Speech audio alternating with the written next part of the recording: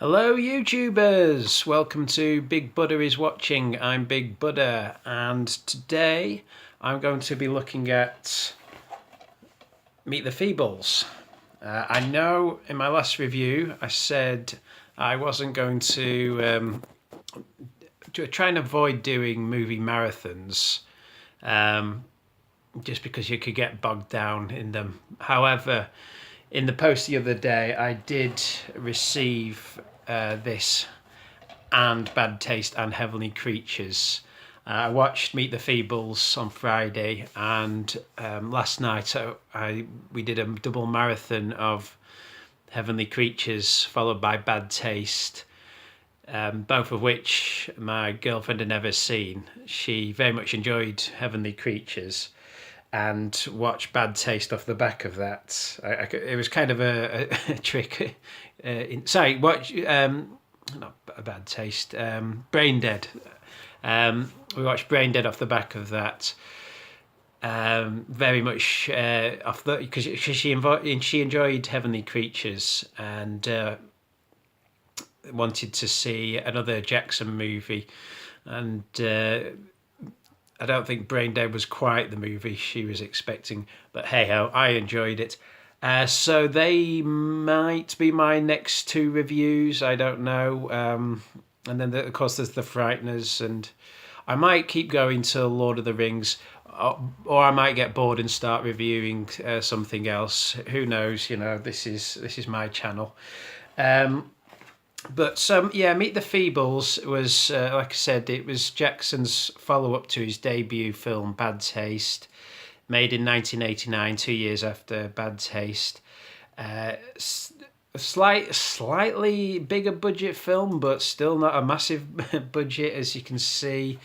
It kind of he wanted to do I guess a kind of Muppet movie on acid, I guess would be the pitch for this.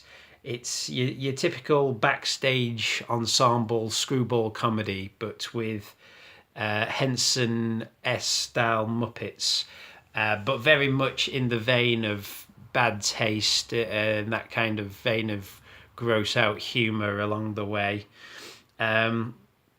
It's a very kind of, like I say, Jackson was in his 20s when he made this film, and there's very much a vein of humour that I think runs through people's work when they're in the 20s. That kind of young ones vibe, which is they think to be adult and edgy is to take something conventional, or what was seen as conventional at the time. Like in the case of the young ones, they took the conventional sitcom and put a lot of gross out humour and fart and knob gags in it, and that's very much the tack that Jackson takes with taking on something like the Muppet Show. Whether that necessarily makes it adult, I don't know. Just making something that can't be shown to kids but looks like something that should be shown to kids isn't necessarily making it adult. But you know, fun nonetheless. You know, I guess a recent example of something in that vein would be something like Sausage Party as well. The adult oriented Pixar movie. I mean, it wasn't a Pixar movie, but to all intents and purposes, it's a Pixar movie in sort of style, but definitely not in humour. Like I say, it was a low budget New Zealand film about the backstage antics of a group of characters, a sort of anthropomorphic group of characters. No human actors in this film at all. That's something that I guess would be an even greater challenge than that of making a genuine Muppet movie. At least the Muppet movies have human actors and puppets interacting. This is completely across the board. Well, I mean, obviously they're all human actors, but there's no human actor appears on screen. So, I mean, just I'll just run through some of the characters you get in this film. So you get Robert the Hedgehog. Plot wise, I mean, it's one of those films. It's an ensemble film, so you get many different plot strands running through the film. So you get Robert the Hedgehog. He's sort of possibly the least anarchic character in the film. He's a very sort of sympathetic character. He's the I guess the audience point of view member. He comes into this crazy world. He wants to be part of the Feebles ensemble show. They have a TV variety show that they run every Friday night, and the film takes place in the 12 hours leading up to one of their shows, and the struggle they have getting the musical numbers right. So you have him. You have Heidi the hippo, who unlike all the other characters, she's actually all the characters in this film largely across the board are puppets, whereas she's quite clearly a human in a hippo mask. Played, I believe the actor who's playing the body of Heidi the hippo is Danny Mulleran, one of the screenwriters, and she's the main star of the show. She's very much in the Miss Piggy mould, and she's a singer and a star, and she rose to stardom. She was sort of plucked out of obscurity by Bletch the Walrus, who's the agent who put the Feebles together. There's a great flashback scene in this where you go to you see her being discovered by Bletch the Walrus singing in a nightclub, and it's very much shot like a sort of old film noir footage. It's all in black and white, and you can see that Jackson had a talent for capturing different moods and different types of film aesthetics, and playing with these conventions. He wasn't just some overgrown kid who wanted to play around with puppets. There's actually a Nam flashback scene in this film as well, which I'd completely forgotten about when I rewatched it. That's when Wynard the Frog, who was apparently inspired by the Reverend Jim character, the Christopher Lloyd character from Taxi. He's this heroin-addicted frog, and you have a flashback. You find out that he's addicted to heroin because of his experiences in Nam, and you get this extended sequence which parodies Full Metal Jacket and The Deer Hunter. You get a full-on battle scene with puppets and them blowing up and their innards flying everywhere, and then you get the parody of the Russian roulette scene, and some amazingly offensively stereotypical Viet Cong officers who've captured Wynard the Frog, and so I think they're cats, but they have the eyes. There's a couple of sort of overtly racially insensitive characters in this. It's I don't know if they were doing it and lacing it with irony, or whether this just was a different time and that was more acceptable back then, or whether just through the anarchic stream that the film has, that they felt like they were just throwing everything at the screen to offend, and who knows, but as well as the ethnic stereotypes of the Viet Cong cats, you also have an Indian contortionist. He's part of the act, and he meditates on a bed of nails and charms the worm character in the film, and then winds up falling off his bed of nails and getting his head stuck up his arse, and they think it's part of the show. You have who else? You have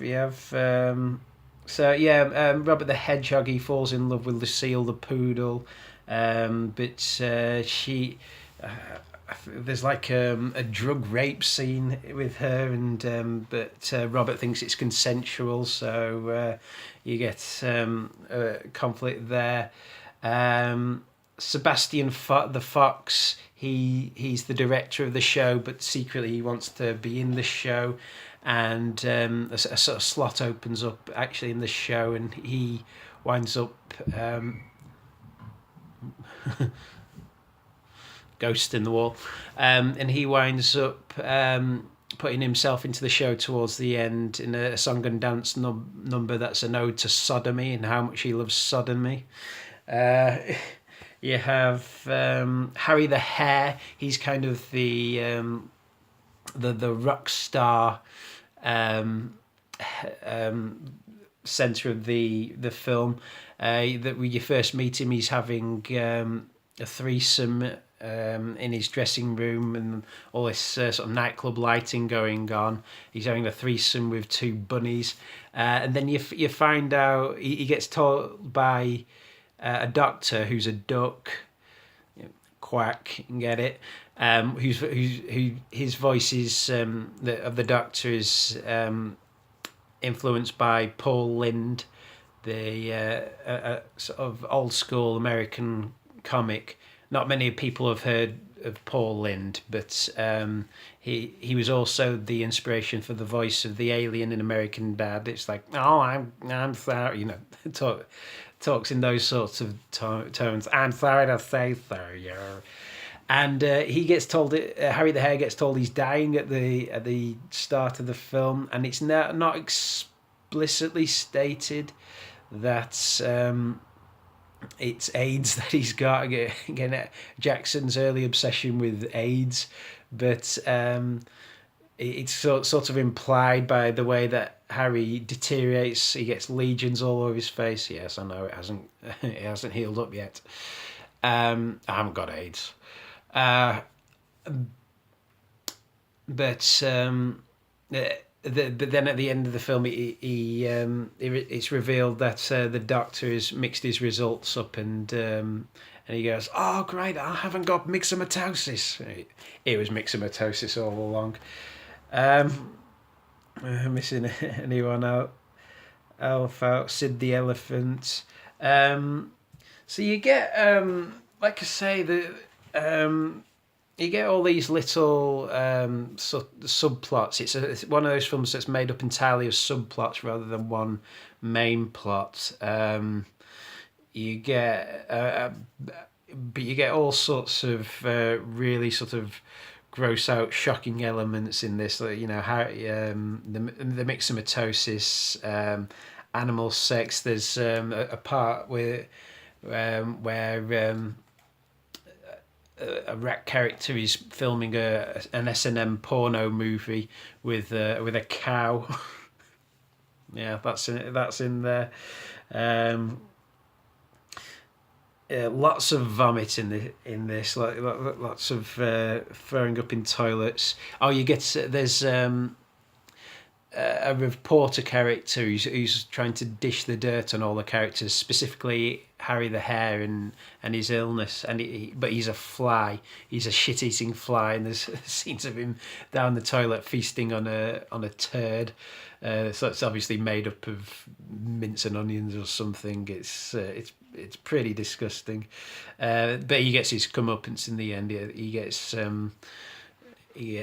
flushed down the toilet and just sees pad and pencil spinning in the water.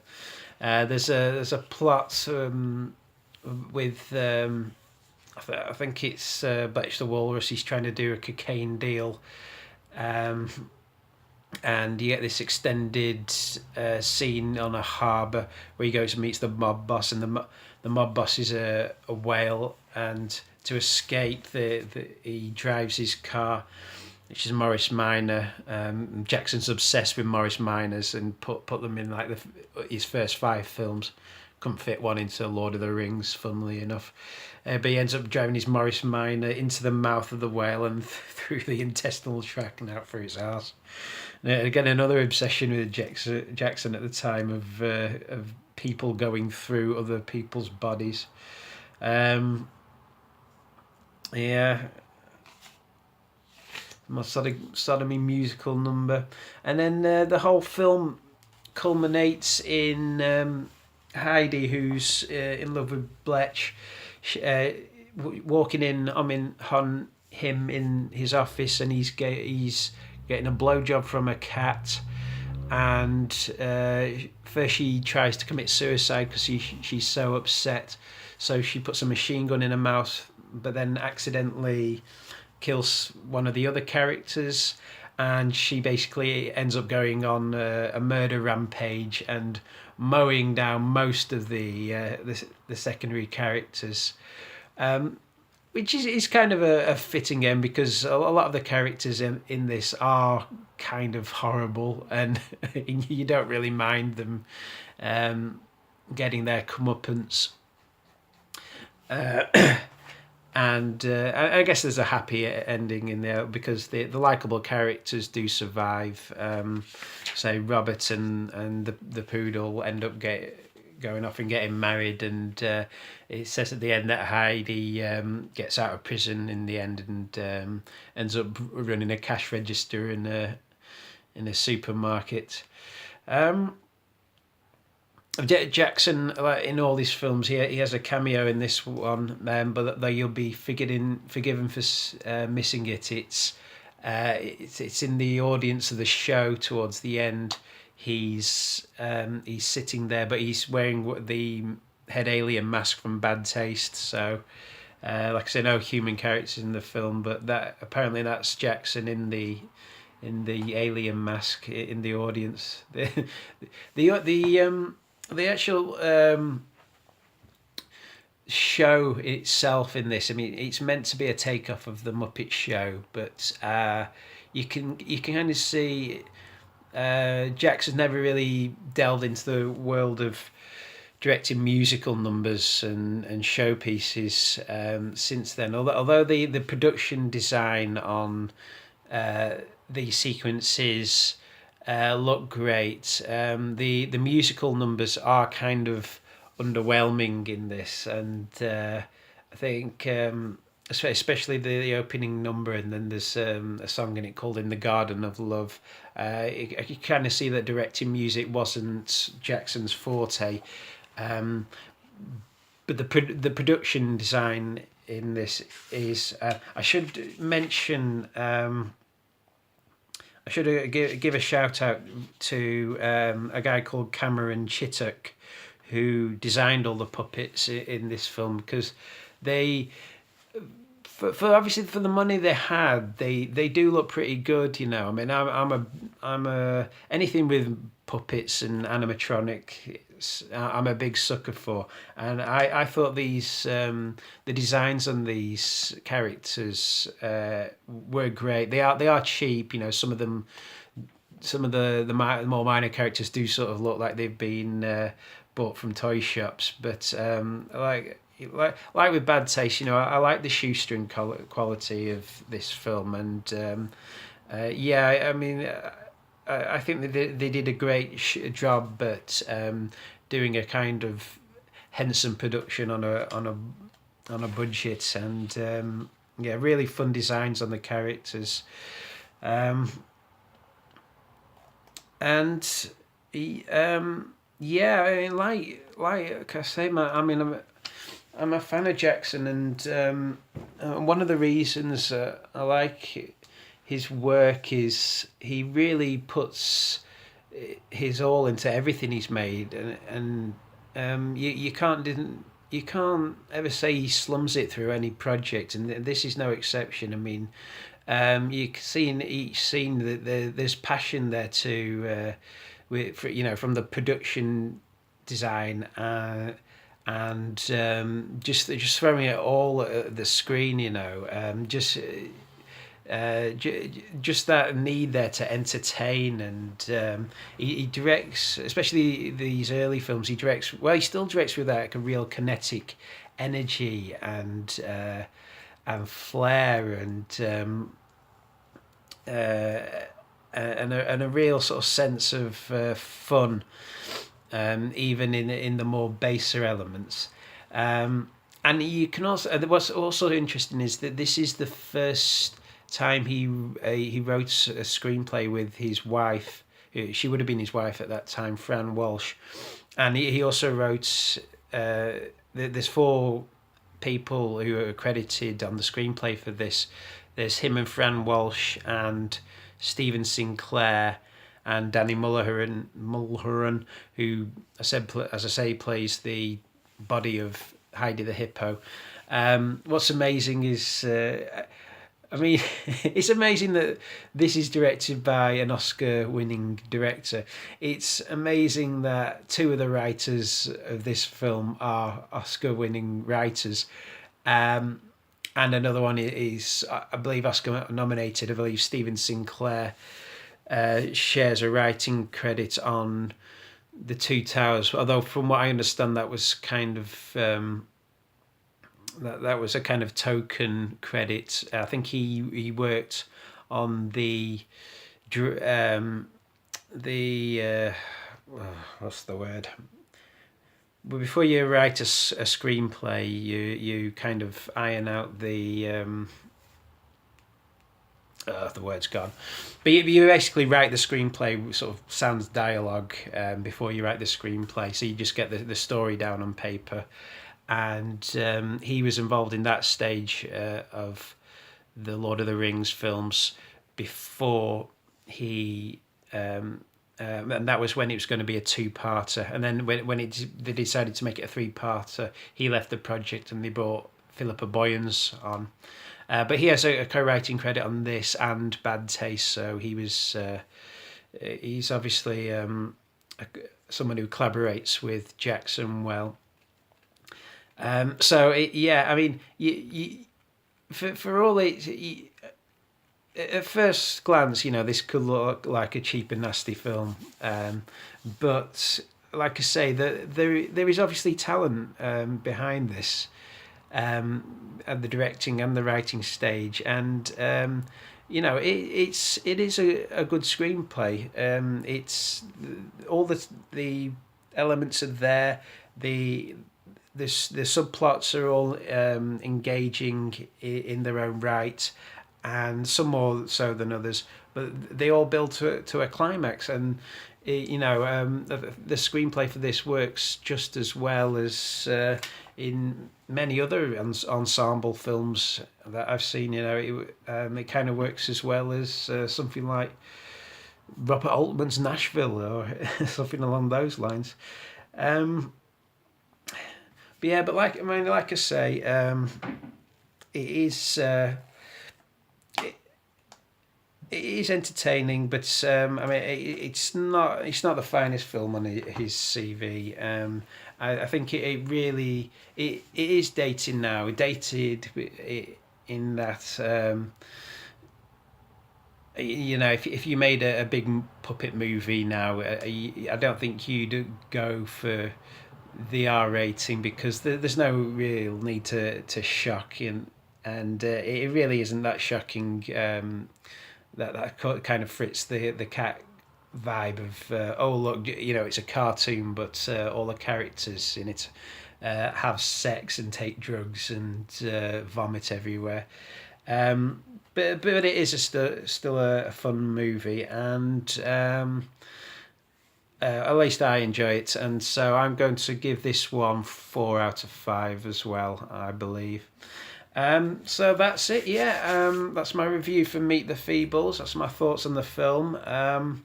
And the next one I do might be Brain Dead, aka Dead Alive, for any Americans watching.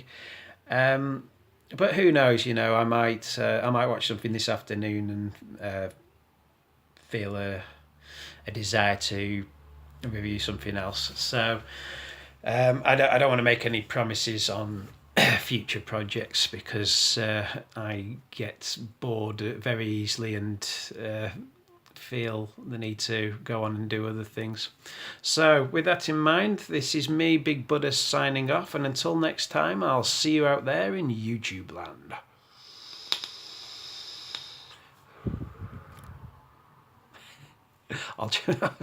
That's the first time that hasn't worked. I'll try that again.